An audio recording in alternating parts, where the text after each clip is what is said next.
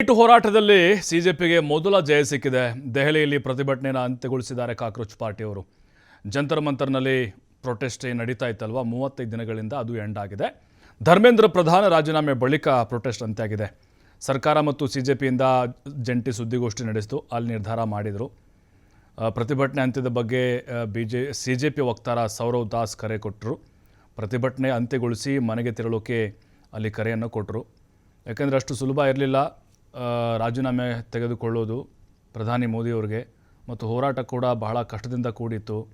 ಯಾಕೆಂದರೆ ಅಲ್ಲಿ ವಿದ್ಯಾರ್ಥಿಗಳು ಲಕ್ಷಾಂತರ ಸಂಖ್ಯೆಯಲ್ಲಿ ಹರಿದು ಬರೋಕ್ಕೆ ಶುರು ಮಾಡಿದರು. ಕಂಟ್ರೋಲ್ ಮಾಡಲಿಕ್ಕೂ ಕೂಡ ಆಗಲಿಲ್ಲ. ಅಲ್ಲಿ ಎಷ್ಟೋ ಜನ ವಿದ್ಯಾರ್ಥಿಗಳನ್ನ ಹೊಡೆದ್ರು, ಬೂಟಿನ ಇಟ್ಕೊಟ್ರು ನಮ್ಮ ಪೊಲೀಸರು ಮತ್ತು RAFನವರು. ಆದರೂ ಜಗಲಿಲ್ಲ ಬಗ್ಲಿಲ್ಲ, ಓಡಿ ಹೋಗಲಿಲ್ಲ. ನಾವು ಬಂದಿರೋದು ಒಂದೇ, ರಾಜೀನಾಮೆಯನ್ನು ತೆಗೆದುಕೊಂಡೇ ಹೋಗ್ತೀವಿ ಅಂತ. ಬಟ್ ಅದನ್ನು ಮಾಡಿದ್ದಾರೆ. ನಿನ್ನೆ ಕೂಡ ಮಾತುಕತೆ ಆಗಿತ್ತು JP ನಡ್ಡಾ ಮತ್ತು ಜಿತೇಂದ್ರ ಸಿಂಗ್ ಅವ್ರ ಜೊತೆಗೆ. ಇವತ್ತು 3ನೇ ಹಂತದ ಮಾತುಕತೆ. ರಾಜೀನಾಮೆಯನ್ನು ಕೊಡಲೇಬೇಕು, ಇಲ್ದಿದ್ರೆ ನಾವು ಮಾತುಕತೆಗೆ ಬರಲ್ಲ ಅಂತ ಮೊದಲೇ ಹೇಳಿದ್ರು ಇವರು ಸಿಜೆಪಿ ವಕ್ತಾರರು ಸೌರವ್ ಮತ್ತು ಅಶುತೋಷು.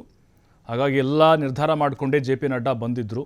ಅವ್ರ ಸಮ್ಮುಖದಲ್ಲೇ ಅನೌನ್ಸ್ ಮಾಡಿದರು, ಜಂತರ್ ಮಂತರ್ನಲ್ಲಿ ನಡೀತಿದ್ದಂತಹ ಒಂದು ಪ್ರತಿಭಟನೆ ಇವತ್ತು ಎಂಡ್ ಮಾಡ್ತಾ ಇದ್ದೀವಿ, ನಮ್ಮ ಬೇಡಿಕೆ ಈಡೇರಿದೆ, ಕೇಂದ್ರ ಸರ್ಕಾರ ಕೂಡ ಅದಕ್ಕೆ ಸ್ಪಂದಿಸಿದೆ, ಹಾಗಾಗಿ ನಿಮ್ಮ ಮನೆಗೆ ಹೋಗಬೇಕು ಅಂತ ಅಲ್ಲಿಂದಲೇ ಸೌರವ್ ಕರೆ ಕೊಟ್ಟರು. ಹಾಗಾಗಿನೇ 35 ದಿನಗಳಿಂದ ನಡೀತಾ ಇದ್ದಂಥ ಒಂದು ಹೋರಾಟ ಅಂತ್ಯ ಆಗಿದೆ.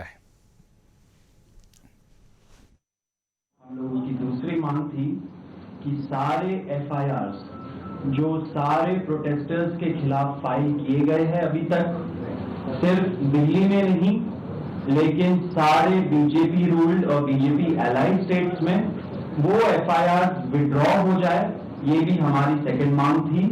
सरकार ने वो मांग को भी मान लिया है. साथ साथ ये जो विड्रॉल है वो शॉर्टली हो जाएगा. जो